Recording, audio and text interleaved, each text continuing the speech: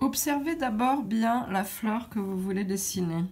Vous remarquerez qu'il y a 3 sépales ici, la petite barbe, et 3 pétales qui remontent au-dessus. Voilà, les iris se forment comme ça par 3. Donc, nous commençons par faire un axe vertical comme à notre habitude. Donc, je vous le fais ici. Voilà, un axe vertical. On commence toujours comme ça. Ensuite, nous allons délimiter un espace dans lequel sera positionnée la fleur. Donc, j'imagine que l'espace va venir à peu près là. Voilà, il y aura un centre. Vous voyez le centre ici. Donc, vous placez votre centre à peu près ici. Et là, on va faire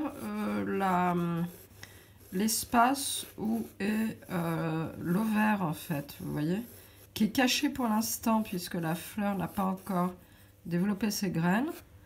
Mais vous avez un espèce d'emplacement comme ça, un peu ovale, dans lequel on trouvera ensuite les graines quand la fleur sera pollinisée.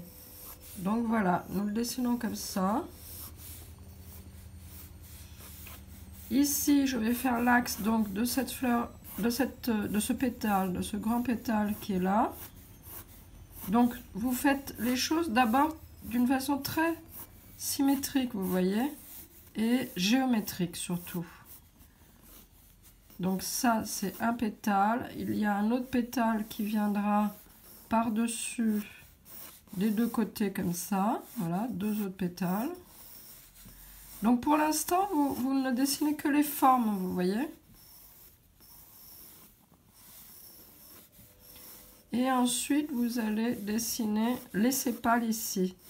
Donc, il y en a un toujours qui tombe, comme ça. Donc, pour l'instant, toujours cette forme géométrique. Et ensuite, vous allez, comme ici, vous voyez, vous allez faire les 2 sépales qui tombent. Voilà, donc ça vous en fait 3. Hein. Donc, comme je vous le disais, tout va par 3. Donc, pour l'instant, c'est que des formes géométriques que vous essayez de faire assez symétriques, tant que vous pouvez. Et ensuite, on va rentrer dans le détail une fois que tout ceci sera positionné.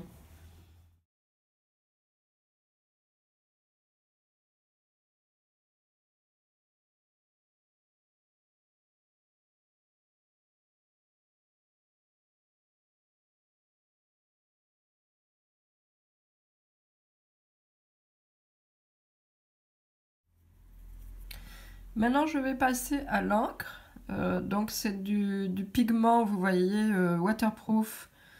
Et c'est du 0,3 de chez Staedtler. Donc, je vais faire d'abord le contour. Je commence par le contour. Et ensuite, je ferai les ombres. Donc, le contour, je vais faire d'abord ce qui passe devant, bien sûr. Comme toujours.